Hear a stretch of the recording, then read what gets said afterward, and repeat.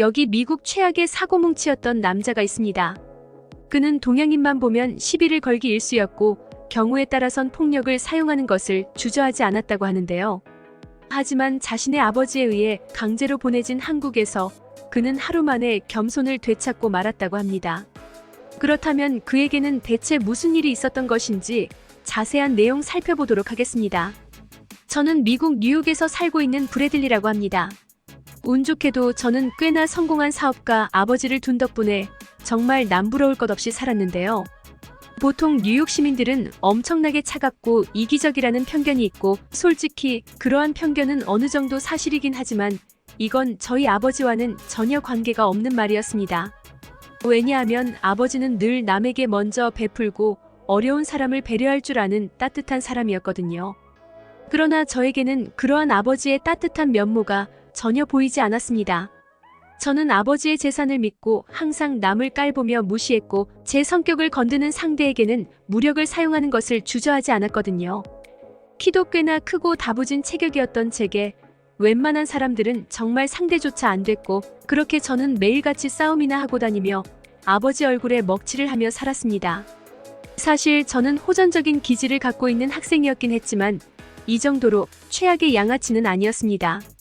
그러나 제가 중학생 때 아버지가 그렇게나 믿으셨던 중국인 직원이 회사의 기밀 문서들 전부를 경쟁업체에 팔아넘기고 도망쳐버렸고 그렇게 뒤통수를 맞은 아버지는 엄청난 금전적 손해를 입으셨는데요. 돈뿐만 아니라 그토록 믿었던 사람에게 배신을 당했다는 정신적인 충격 때문인지 술은 입에도 대지 않으시던 아버지는 매일같이 술에 빠져 사시며 정신을 못 차리시기도 했습니다.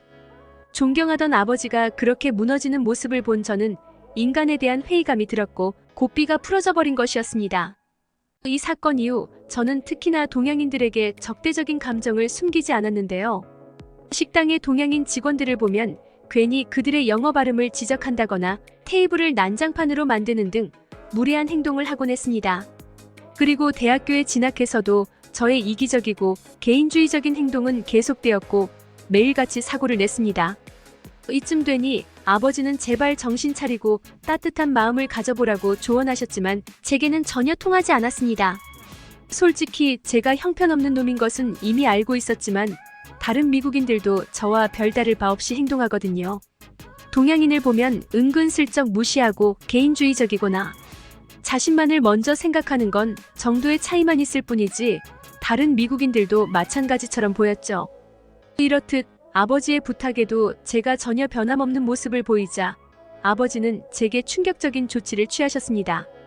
바로 저로 하여금 강제로 한국 교환학생을 신청하게 했기 때문인데요. 솔직히 제가 그렇게나 존경하던 아버지였지만 너무나도 화가 나더군요. 그때까지만 해도 저는 동양인은 전부 중국인과 비슷할 거라 생각했고 중국인에게 그렇게 호되게 당해놓고선 왜 그들의 국가로 저를 보내려는 건지 저는 아버지를 정말 이해할 수가 없었습니다. 저는 아시아 국가 따위는 절대로 갈 수 없다며 아버지에게 반항도 해봤지만 돌아오는 건 용돈도 전부 끊어버릴 테니 한국에서 알아서 살아보라는 아버지의 냉정한 말씀뿐이었습니다. 그렇게 저는 맨몸으로 한국에 내동댕이 쳐진 것이죠. 한국의 첫인상은 뉴욕과 비슷했습니다. 사람들은 무척이나 바빠 보였고 또 차가워 보였거든요. 그리고 그때 저는 동양인은 전부 제 밑으로 봤고 일단 한국에 온 것 자체가 시간을 낭비하고 있는 것 같아 몹시 불만이었기에 이곳에서도 오만하고 건방진 태도를 유지했죠. 캠퍼스에서 만난 학우들을 경멸의 눈빛으로 바라본다든지 다른 학생들의 인사를 무시한다든지 하며 말이에요. 그렇게 아나무인이던 저는 한국 대학교의 첫 수업에서부터 대형 사고를 치고 말았습니다. 바로 교수님께 일부러 시비를 걸었는데 동양인을 무시했던 저는 오리엔테이션 날임에도 수업을 빨리 끝내주지 않는 교수님께 화가 나서 일부러 말꼬리를 잡으며 비아냥댔거든요. 그런데 한국인들은 여기서 미국인들과는 확연히 다른 태도를 보여줬습니다. 보통 미국 학생들은 자신의 일이 아니면 신경조차 안 쓰는 개인주의적인 태도를 보여주는데 그들은 이런 행동을 보고도 아무도 저를 제지하지 않거든요. 저는 꽤나 다부진 체격을 갖고 있었기에 제게 감히 덤비려는 사람이 없다는 것도 이유가 되겠죠. 하지만 한국에서는 수업이 끝난 뒤 어떤 한국인 남학생이 제게 다가오더니 충격적인 말을 건네는 거 아니겠어요? 이봐, 나는 그동안 너의 무례한 행동들을 쭉 지켜봐왔어. 내게 무슨 사연이 있었는지는 모르겠지만 상대방을 함부로 무시하는 건 좋지 않은 태도야. 특히나 한국에서는 어른을 공경하는 문화가 있고 내가 방금 보인 연로하신 교수님을 무시하는 태도는 정말 보기 안 좋으니 다시는 그런 행동을 하지 않았으면 좋겠다. 다른 건 몰라도 한 번만 더 어른을 존중하지 않는 태도를 보인다면 그땐 나도 가만히 있지 않을 거야. 저는 엄청난 충격을 받았습니다. 첫 번째는 그의 유창한 영어 실력이었고 두 번째는 동양인임에도 저와 비슷한 키와 체격을 가진 이 한국인의 피지컬 때문이었죠. 확실히 한국인들은 대체적으로 동양인이라고는 믿기 어려울 정도의 키와 체격을 가지긴 했지만 이 학생은 특히나 더욱 그랬습니다. 그러나 이러한 충격은 곧이어 분노로 바뀌었는데 우스꽝스러운 머리 스타일을 한 동양인 따위가 감히 제게 조언을 하다니 이건 도저히 용납할 수 없었거든요. 저는 싸움에서 진 적이 없었고 그대로 이 남성을 빈 강의실로 끌고 가서 주먹을 날렸습니다. 하지만 이건 최악의 악수였습니다. 이 한국인 남성은 제 주먹을 맞고도 멀쩡했고 그렇게 저는 정말 다시는 기억하기 싫을 정도로 무자비하게 구타를 당한 뒤 그대로 쓰러져 버렸거든요. 길거리 싸움에서 단 한 번도 져본 적이 없던 제가 그동안 미치라고 생각했던 동양인에게 당하다니 이건 정말 믿기지가 않았습니다. 그리고 그렇게 처음으로 실컷 두들겨 맞으니 제게서 없던 겸손이 생기기 시작했죠. 다행히 그 한국인 남성은 뒤끝이라는 게 전혀 없는지 쓰러진 제게 손을 내밀어줬고 약국에서 약도 사주는 등 패자에게 자비를 베풀어줬습니다. 자신을 경원이라고 소개한 이 친구는 군대에서 막 전역했기 때문에 머리 스타일이 촌스러웠던 거였고 그렇게 경원은 제가 사귄 첫 번째 친구가 되었습니다. 저는 경원의 조언을 받고 무례를 범한 한국인 교수님께 사과를 드리러 갔는데요. 다행히 한국인 교수는 진정한 어른답게 흔쾌히 제 사과를 받아주시더군요. 그렇게나 건방졌던 제가 누군가에게 사과를 하다니 이건 제게 있어 첫 경험이었기 때문에 무척이나 특별한 감정을 느끼게 되었습니다. FUS 한국에서 겸손해진 저는 이렇게 경원을 따라다니며 여러 한국인들을 만났습니다.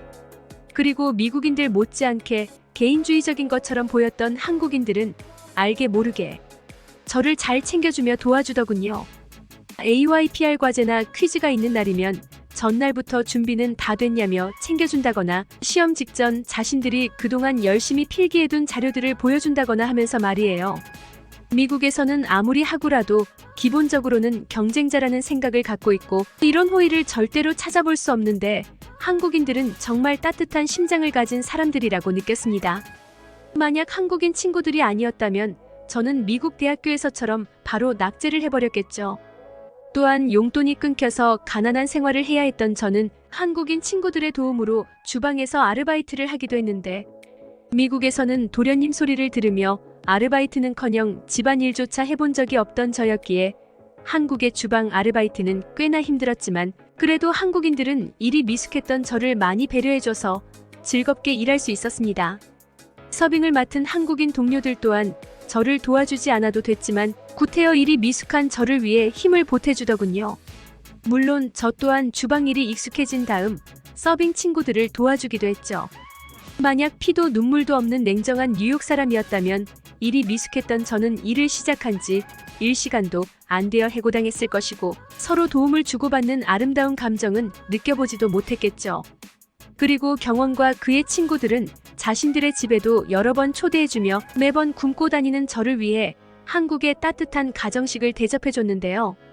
그들의 부모님들은 하나같이 반찬과 먹을거리들을 포장해주시며 저를 친아들처럼 대해주셨습니다.